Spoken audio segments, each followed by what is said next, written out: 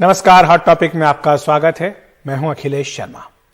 लखीमपुर खीरी हिंसा में मारे गए बीजेपी कार्यकर्ताओं से जुड़ी एफआईआर पर पुलिस ने 2 लोगों को गिरफ्तार किया है।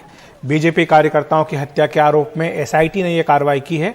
गिरफ्तार बीजेपी पार्षद सुमित जायसवाल की तहरीर पर यह कार्रवाई की गई है। पूछताछ के लिए बुलाए गए विचित्र सिंह, गुरविंदर सिंह को गिरफ्तार कर लिया गया है। हालांकि विचित्र सिंह के पिता ने कहा है कि मेरा बेटा निर्दोष है, उसने केवल वीडियो बनाया था।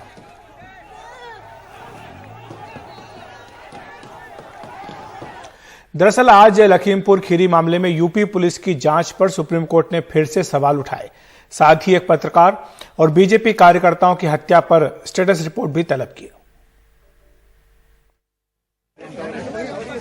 लखीमपुर खीरी में हुई हिंसा में यूपी पुलिस की जांच पर सुप्रीम कोर्ट की गहरी नजर है। एक बार फिर यूपी पुलिस की एसआईटी को तीखे सवालों से गुजरना पड़ा। अदालत ने कहा, किसानों की विशाल रैली थी और आपको सिर्फ 23 चश्मदीद मिले। 4-5 हजार की भीड़ में ज्यादातर लोकल थे। ऐसे ज्यादा गवाहों को तलाशें और बयान दर्ज करें। और भी लोग होंगे जिन्होंने घटना को देखा होगा। सभी चश्मदीद गवाहों को पूरी सुरक्षा प्रदान करें। वहीं इस घटना में एक पत्रकार समेत 3 लोगों की मौत के मामले में अदालत ने यूपी सरकार से अलग स्टेटस रिपोर्ट मांगी है। वहीं यूपी सरकार ने बताया है कि 68 गवाहों में से 30 गवाहों के बयान दर्ज किए गए हैं। इन 30 में से 23 चश्मदीद गवाह हैं। गवाहों को यूपी पुलिस पहले ही सुरक्षा मुहैया करा रही है। और दूसरी ये बात थी, उनका ये मानना था कि जो इतनी जहाँ पे गैदरिंग हो उसमें जो है आपको जो है आई विटनेस और इंजर्ड विटनेस नहीं मिल रहे हों। ये बहुत बड़ा सवाल उठाया था कोर्ट ने। सुप्रीम कोर्ट ने इस मामले की अगली सुनवाई 8 नवंबर को तय की है। ये एक ऐसा मामला है जिसमें बार बार सुप्रीम कोर्ट यूपी पुलिस को चेताता है, हिदायत देता है और आगे नसीहत भी देता है। जाहिर है सुप्रीम कोर्ट ने साफ कर दिया है कि वो इस मामले को ऐसे ही छोड़ने वाला नहीं है और अब यूपी सरकार को 8 नवंबर को पुख्ता स्टेटस रिपोर्ट के साथ आना होगा। नई दिल्ली से हिमांशु शेखर मिश्रा और शशिकांत के साथ आशीष भार्गव, एनडीटीवी इंडिया। बिहार में विधानसभा की 2 सीटों पर होने जा रहे उपचुनावों के लिए आरजेडी और जेडीयू ने दोनों ने ही पूरा जोर लगा दिया है। प्रचार में दूसरी पार्टियां भी पीछे नहीं हैं। मनीष कुमार की रिपोर्ट।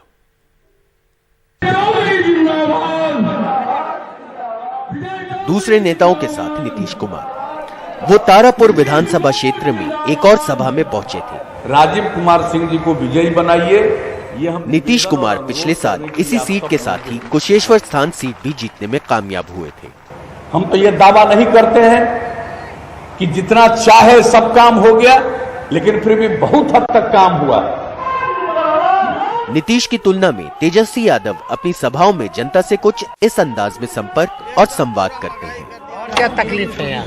बिजली भी कटौती करने लगा। तेजस्वी ने इस बार कांग्रेस की परंपरागत सीट कुशेश्वर स्थान से अपना उम्मीदवार खड़ा किया और तारापुर से यादव की जगह वैश्य उम्मीदवार दिया है। वहीं कुशेश्वर स्थान से मुसहर समुदाय का उम्मीदवार है, जिससे बेशक नीतीश के उम्मीदवार की मुश्किलें बढ़ गई हैं।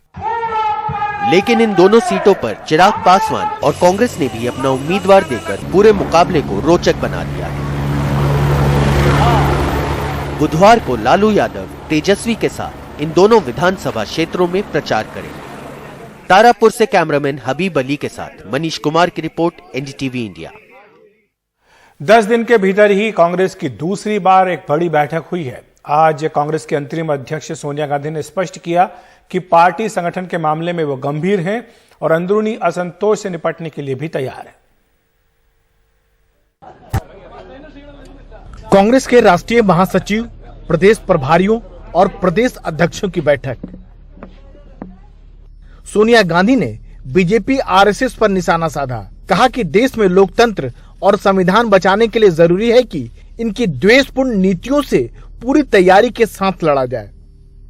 एक पूरा जो नफरत का वातावरण है, उस नफरत के वातावरण को, जिसमें हिंदुस्तान के संविधान और प्रजातंत्र दोनों पर हमला है, उससे लोहा लेने के लिए एक वैचारिक जंग का ऐलान।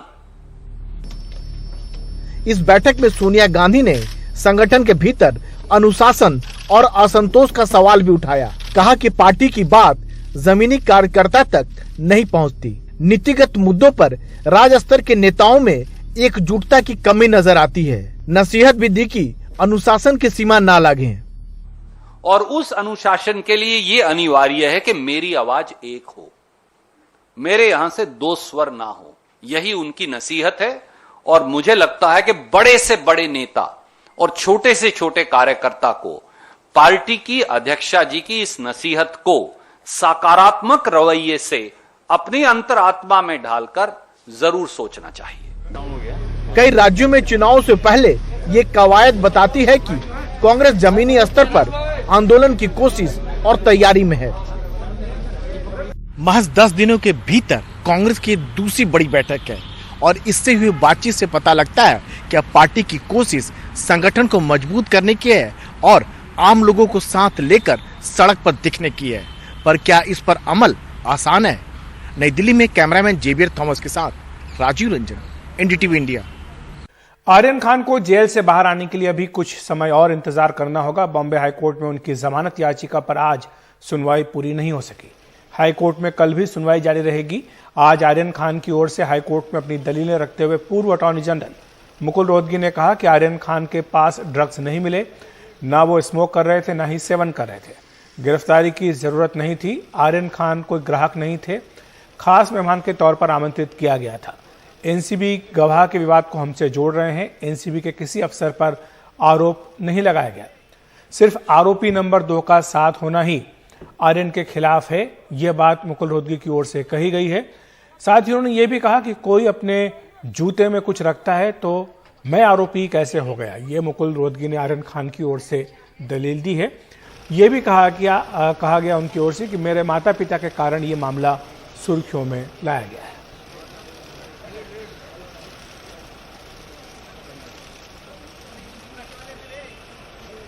हाँ, उम्मीद है पूरी कि कल सबकी आर्गुमेंट्स खत्म हो जाएगी, ऐसी उम्मीद है, लेकिन अभी देखते हैं, वो कोर्ट पे डिपेंड करता है। कोर्ट के 2 ही दिन बचे हैं, कल के बाद जब कोर्ट ऑर्डर दे सकता है या फिर दिवाली वेकेशन से पहले? बिल्कुल नहीं, हमारे पास वक्त है। ऑलरेडी कोर्ट ने कल के लिए इसको फिक्स हियरिंग रखा हुआ है सेकंड हाफ में, और हमें पूरी उम्मीद है कि जो भी ऑर्डर है, पॉजिटिव या नेगेटिव जो भी है, वो फ्राइडे से पहले आ जाए, ऐसी उम्मीद है हमें पूरी। तो हॉट टॉपिक में इतना ही। देखते रहिए एनडीटीवी इंडिया।